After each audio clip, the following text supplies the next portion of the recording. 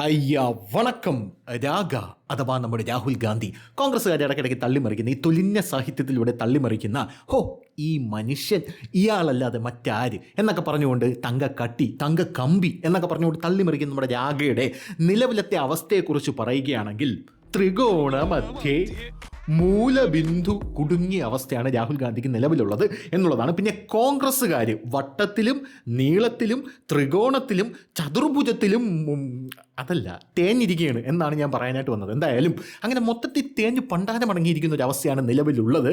പക്ഷേ don't worry be happy, നമുക്ക് അടുത്ത രാജ്യസഭാ തെരഞ്ഞെടുപ്പ് പിടിക്കാം എന്ന് പറഞ്ഞുകൊണ്ട് ചില ആൾക്കാർ, ചില മരമണ്ടന്മാരായിട്ടുള്ള കോൺഗ്രസ്സുകാർ സമാധാനിക്കുന്നുണ്ടെങ്കിലും ബീഹാർ പോയി 202 സീറ്റാണ് അവിടെ അടിച്ചെടുത്തത്. നമുക്കുള്ള എത്രയെന്നറിയാമോ? 6 സീറ്റ്. ഈ 6 സീറ്റും വെച്ചോണ്ട് കോൺഗ്രസ്സിൽ ഇനി എന്തോന്നെടുത്തിട്ട് പിടിക്കുമെന്ന്, ബീഹാർ വെട്ടട്ടെ, ബീഹാർ കൊലയ്ക്കട്ടെ എന്നൊക്കെ പറഞ്ഞുകൊണ്ടിരുന്നിട്ട് അവസാനം കൊലച്ച് കിട്ടിയല്ലോ എന്നാണ് നാട്ടുകാർ മൊത്തം പറഞ്ഞുകൊണ്ടിരിക്കുന്നത്, കൂട്ടത്തിൽ കോൺഗ്രസ്സുകാരും. അതിനിടയിൽ ഉദ്ധവ് താക്കറെ പറഞ്ഞിരിക്കുന്നത് ഇങ്ങോട്ട് വന്നു കഴിഞ്ഞാൽ വെട്ടിത്താക്കും ഞാൻ എന്നാണ്. രാഹുൽ ഗാന്ധിയെക്കുറിച്ചാണ് പറഞ്ഞിരിക്കുന്നത്. ഇങ്ങോട്ട് വന്നാൽ ഒന്നും നോക്കണ്ട, വെട്ടിത്താത്തേരെ എന്ന് പറഞ്ഞിട്ടുണ്ട്. പല പല ഭാഗങ്ങളിൽ നിന്നും പല പല എതിർപ്പുകൾ ഈ കോൺഗ്രസ്സുകാർ അല്ലെങ്കിൽ പ്രത്യേകിച്ച് രാഹുൽ ഗാന്ധി നേരിടുന്നു. പിന്നെ വിവരമുള്ള കോൺഗ്രസ്കാരൊക്കെ പറയുന്നുണ്ട്, രാഹുൽ ഗാന്ധിയെ മാറ്റിയിട്ട് നമുക്ക് വിവരമുള്ള ആരെങ്കിലും വച്ചുകൂടെ എന്ന് സോണിയാഗാന്ധിയോട് പറയുമ്പോൾ തന്നെ സോണിയാഗാന്ധി ഒന്ന് തറപ്പിച്ച് നോക്കും. അതോടുകൂടി ആ കാര്യത്തിൻ്റെ ഒരു തീരുമാനമായി. അപ്പോൾ ഇനി പ്രിയങ്ക ഗാന്ധിയുടെ മക്കൾ വളർന്ന് വലുതായി കഴിഞ്ഞതിന് ശേഷം മാത്രമേ ഒരു സ്കോപ്പ് നമുക്ക് അവിടെ ഉള്ളൂ എന്നുള്ളതാണ് മറ്റൊരു കാര്യം എന്ന് പറയുന്നത്. അപ്പോഴേക്കും നമ്മളൊക്കെ മരിച്ചു പോകുമല്ലോ എന്ന് മുതിർന്ന കോൺഗ്രസ്സുകാർ ഒരു നെടുവീർപ്പിട്ടുകൊണ്ട് ഇങ്ങനെ ആലോചിക്കുന്നുണ്ട്. അതിൻ്റെ പ്രധാനപ്പെട്ട ഒരു കാരണം എന്ന് പറഞ്ഞാൽ ഈ കോൺഗ്രസ്സുകാർ മരണപ്പെട്ടിട്ട് മൃതദേഹം കൊണ്ട് പട്ടടയിൽ വെച്ച് ആ പട്ടട കത്തിത്തുടങ്ങി ഒരു 5 മിനിറ്റ് കൂടെ കഴിഞ്ഞും ഇവരുടെ ഉള്ളിൽ അധികാരമോഹം ഇങ്ങനെ ജ്വലിച്ചുകൊണ്ടേയിരിക്കും. അത് കഴിഞ്ഞ് അത് കെട്ടടങ്ങും.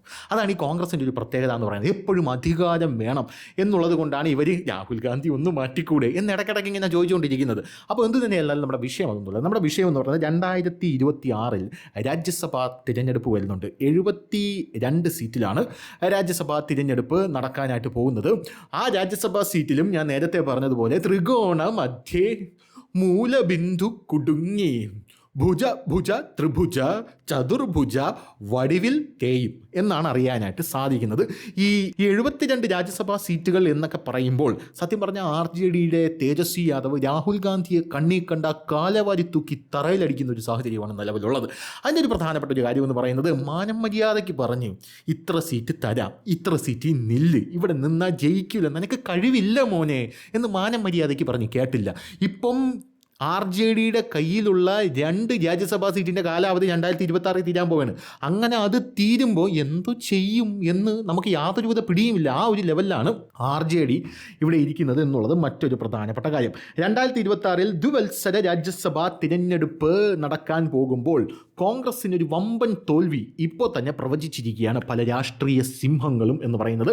പിന്നെ കേരളത്തിലെ പോൾ നീരാളിമാർ, അതായത് ഈ രാഷ്ട്രീയം നേരത്തെ പ്രവചിക്കുന്ന നമ്മുടെ സാറ്റലൈറ്റ് മീഡിയകളിലെ പോൾ നീരാളിമാർ പോലും ഇപ്പോൾ കോൺഗ്രസ് തേയും എന്നാണ് പ്രചരിപ്പിച്ച് വച്ചിരിക്കുന്നത്. പിന്നെ ഇന്ത്യ മുന്നണി വട്ടത്തി തേയും എന്നും പറഞ്ഞു വെച്ചിട്ടുണ്ട്.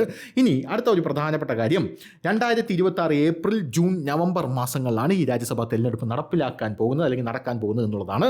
അത് കഴിഞ്ഞിട്ട് NDA ഘടകകക്ഷികൾക്ക് നേരിട്ട് നേട്ടം കിട്ടുന്ന ഒരു രാജ്യസഭാ തിരഞ്ഞെടുപ്പായിരിക്കും ഇപ്പോൾ വരാൻ പോകുന്നത് എന്നാണ് അറിയാനായിട്ട് സാധിക്കുന്നത്. നമുക്കറിയാലോ, നമ്മുടെ രാജ്യസഭയിൽ മൊത്തം 245 ടോട്ടൽ സീറ്റാണുള്ളത്. ഇതിൽ 102 സീറ്റും BJPയുടെ കയ്യിലാണ് ഇരിക്കുന്നത്. പിന്നെ NDAയും കൂടെ ചേർക്കുമ്പം അത് വേറെ. കോൺഗ്രസിൻ്റെ കയ്യിൽ വെറും 27 സീറ്റാണ് ഇരിക്കുന്നത്. അത് ഇനിയും കുറയാനുള്ള സാധ്യതയുണ്ട്. അതിൽ ഏറ്റവും വലിയ വിഷമമുള്ള കാര്യം എന്ന് പറഞ്ഞാൽ മല്ലികാർജുൻ ഖാർഗെയുടെ കാലാവധി അടുത്ത വർഷം ജൂൺ 26 തീരും. അങ്ങനെ തീരുമ്പോൾ അദ്ദേഹത്തിനൊരു MP സ്ഥാനം കൊടുക്കണ്ടേ? അതായത് ഉമ്മറത്ത് പിടിച്ചിരുത്താനാണെങ്കിലും ഒരു കാരണവർ വേണമല്ലോ. ആ കാരണവർക്ക് ഇരിക്കാനൊരു ഉമ്മറം വേണമല്ലോ. അതുകൊണ്ട് ഒരു രാജ്യസഭാ സീറ്റ് അദ്ദേഹത്തിന് കൊടുക്കണ്ടേ?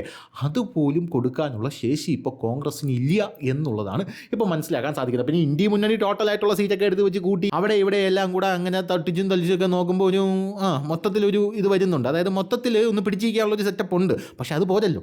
അത് പോരാന്നുള്ളത് മാത്രമല്ല, ഇത്തവണ ബീഹാർ കൂടെ തോറ്റു കഴിഞ്ഞ സ്ഥിതിക്ക് ഇപ്പോൾ വരാൻ പോകുന്ന അടി എന്ന് പറഞ്ഞാൽ വലിയ അടിയാണ്. കോൺഗ്രസിൻ്റെ 8 സീറ്റാണ് ഒഴിവ് വരാനായിട്ട് പോകുന്നത് 2026 എന്ന റിപ്പോർട്ടുണ്ട്. 27 സീറ്റേ നിലവിലുള്ളൂ. അതിൽ 8 സീറ്റ് ഒഴിവ് വരുമ്പോൾ ബാക്കി എത്രയുണ്ട്?